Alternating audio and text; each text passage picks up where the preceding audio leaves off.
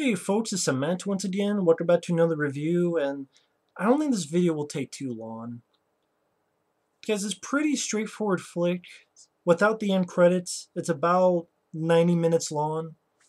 I thought it went back. I thought it went through a fast pace,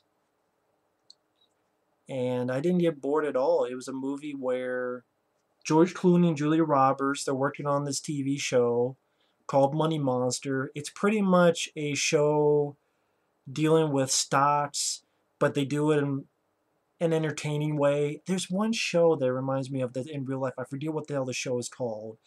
But the camera's panning around, there's movie clips. For example, there's one clip from the 50s, the theme from Another World, or people screaming, and George Clooney is dancing around in boxing gloves or this top hat, and it's a very energetic show to have fun while talking about boring stuff like stocks.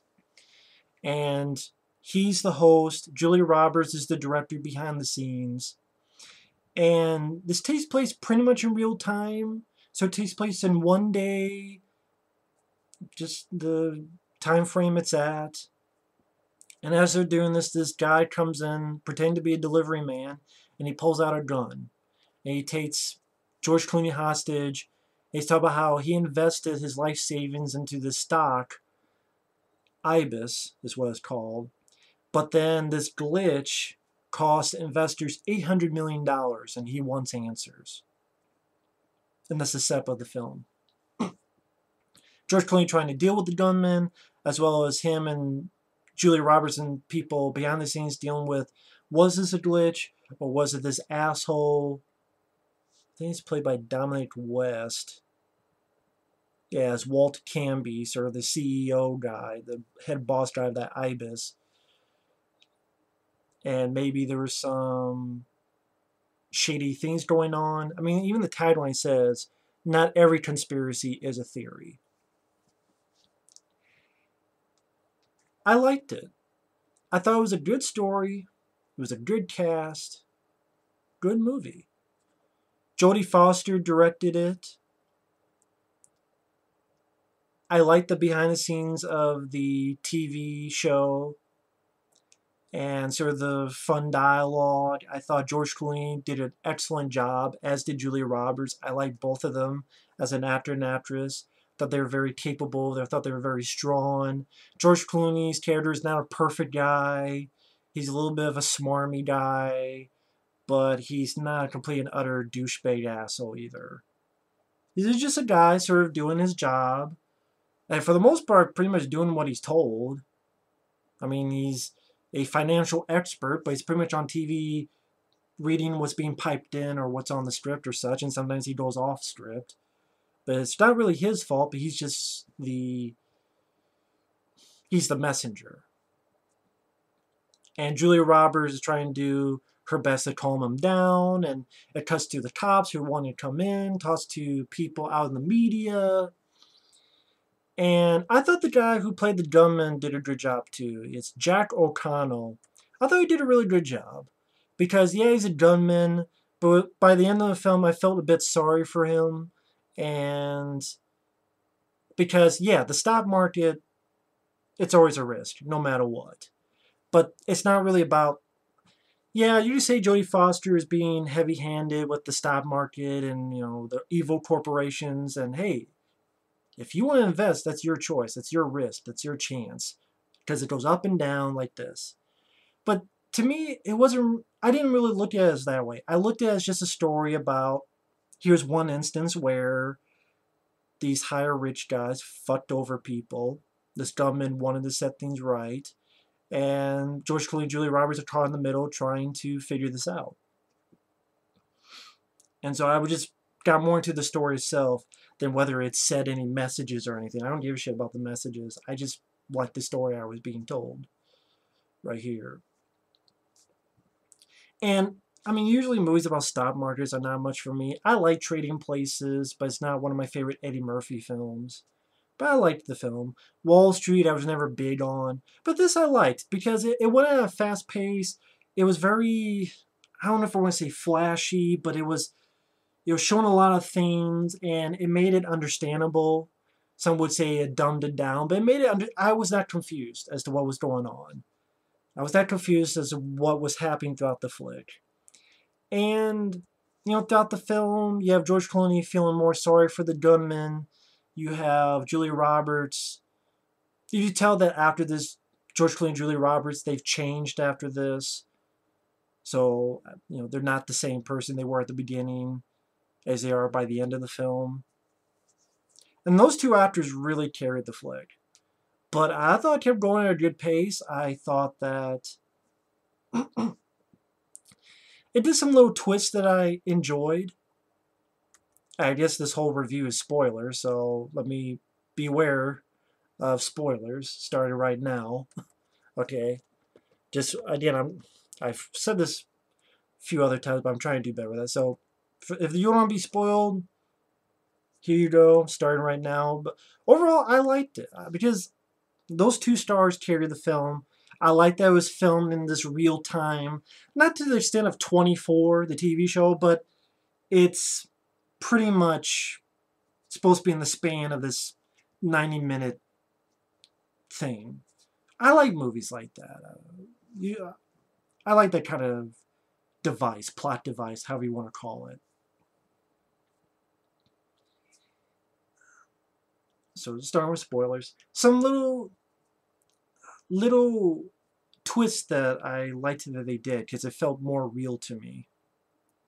One, there's a scene where, hey, talking to the gunman, again, Jack O'Connell, hey, you know what, how about this? The stock that crashed, how about this? Everyone out there, you buy stock in this, and you bring them so all those people can do this and do that, and give people back their money, and no one watching is buying it. Literally, they're not buying it, and then they're not buying George Clooney. Because a lot of times in movies, that'd be the finale. You could change, or we could change, we could do it, and no one's buying it. And in real life, that wouldn't happen. People would be like, fuck that, I'm not buying your shit. Or what, you really trying to sell me on this? Or they think very cynical, because that's how real life is. And that was a moment. Even the gunman calls him on it. See, they're not buying your bullshit. They're not going to do it. Another thing, they get the gunman's girlfriend who's pregnant. And a lot of times in movies, this would be the girl going, oh, please, baby, I love you. But no, this is quite the opposite. She's like, you lost all our money? You fucking loser? You come in with a gun and you cry when you're in bed? I mean, when she finds out that he lost all their money and that he brought a bomb in there, she just totally goes ape shit on the guy. Cusses him the fuck out. This is rated R for cursing. Mainly for cursing. And she just goes ape shit. And I like that a little bit. Because again, most films, the police bring the girl in, she'd be like, oh, honey, please, our baby. No, she cusses him the fuck out. And that, again, that's something I buy more realistically. Even after the end of the film, when everything ends, you have some people watching it and they feel like, oh, man. Then you have other people who are watching it who just, huh. And then they go back to playing foosball.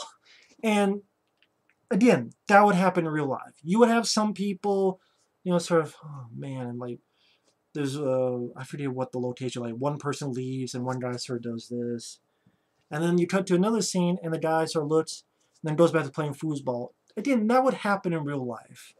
And even the stuff on TV where at the end of the film, there's the CEO guy, or what the hell is his actual title? Let me look it up. Yeah, CEO of Ibis, who during the finale, he got scared even though he shouldn't have. He got punked. And now people created vines on that. So, like, there's a cat doing this. And then the guy goes, oh! And then, Chucky has his appearance in this from Child's Play 2. Shit you not. So you have Chucky doing this and the guy going, ah! And like even earlier in the film when they're going through the street, and by this point George Clooney realizes that the CEO guy is full of shit. He is sort of the bad guy in this story. He's fucked people over, and he's trying to be the good guy. He's trying to be a decent guy. He's protecting the gunman, and he's trying to do the right thing, find answers.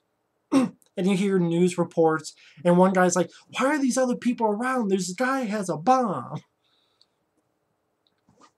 And then later on, you find out that the gunman, that's not a bomb. It's not Simtex. It's actually just clay. So he didn't really have a bomb. He's like, so he was never going to blow anyone up anyway. So I like that bit. But people, like, you have people on TMZ going, oh, this is over. We'll have this guy on our show. Just, I hate to be a bearer of bad news. That's a lot of what would happen today. It really is. Maybe it shows how shitty our culture is. But like a lot of points in this film, I'm like, I buy that happening. I do. Granted, some people could say it's very heavy-handed that they're making the CEO of the stock guy the bad guy. Whatever Jodie Foster's agenda on that, I don't care. For the story it was telling, you know, there's many movies I've seen where our CEO is a bad guy. This is just one of them. Another one of those. And so yeah, it's not the most original movie. I barely remember this film, but there was one with Bill Pullman called Mistrial. I think he was a cop on trial, and then things go apeshit.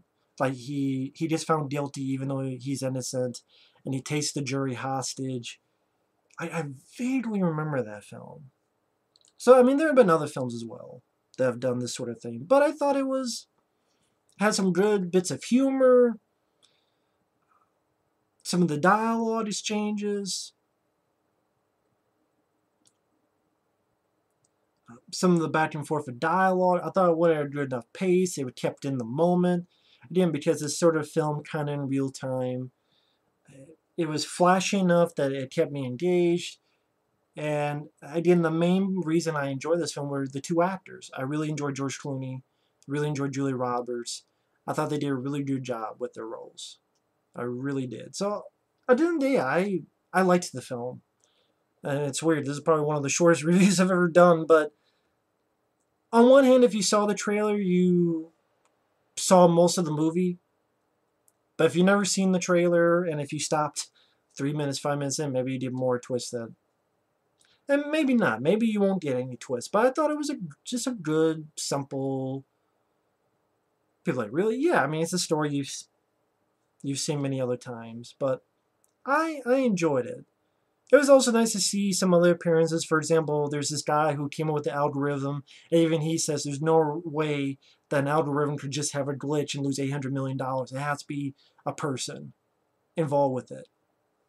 And that's how it is in real life. A glitch would not lose that much money from what I understand. It would be human error. But that guy, that's actually Aaron Yu. Which, oh, that's cool. I like that guy. He was... I think the character name was Chewie in Friday the 13th, the reboot. He's an Asian guy. Was it Chewie? I think he was Chewie. And I liked him in that movie. It was cool to see him get another job. He also had a big part in the Nightmare on Elm Street remake, but it was only like a minute long, and that's not his fault, so there you go. But I liked him. It's not much of a part, but it's a little bit. Also, it was nice to see in a little bit role as another sort of guy who works for the Ibis company. This guy named Dennis Boutsakeris. He has his beard. It kind of reminds me a little bit of Ron Silver. And I remember him from the film Batteries Not Included. He was one of the tenants of the building with those little cute robots. You have Hume Cronin, Jessica Tandy. Then you had this female, I forgot her name. And then you had the guy with the beard. And then you had the tall guy who was in Lockup and Last Action Hero. And then Michael Carmine from Leviathan. He was sort of the guy trying to get them out of there. That's another film I enjoyed, Batteries Not Included. So, oh shit, I recognize that guy. So, it's a small role, but it's okay, I recognize him. I think he was also in The Dream Team. Yeah, he was the doctor of the 4 or 5 patients. He's the doctor that they're trying to find. The psychiatrist, the guy they're trying to find in The Dream Team. That's right. And he was at the very beginning of Crocodile Dundee too, who talks with the lead lady before, and then he gets killed before he gives. I mean, after he gives her information about what's going on. But yeah, Money. I was going to say Money Train. That's a different movie. But another movie I really enjoy, and I would put Money Train above this, but action films are more my thing. But I thought it was well told enough story, moved at a decent pace. Again, take off the end credits, only 90 minutes long. Even though it deals with stock markets, I didn't get bored, I didn't get confused. And you just say maybe they made it more simplistic of making the CEO just a bad guy instead of being a little bit more gray area. If that bothers you, okay, it didn't really bother me for the story it was telling. And overall, I've repeated this before, but George Clooney and Julia Roberts, I thought, did a really good job with it. And you know, it's funny. People keep saying I just hate everything, but I'm finding more and more movies I enjoy in recent years. Yet, for example, Zootopia came out last year. I enjoy that film. This film came out 2016 last year. I enjoy that film. If people actually paid attention, they would see I don't hate everything. I'm just very, very fucking picky. And I thought this was a good drama, a little bit of thriller. So, I liked Money Monster. So either way, thanks for watching, take care, and we'll see you later. Bye-bye.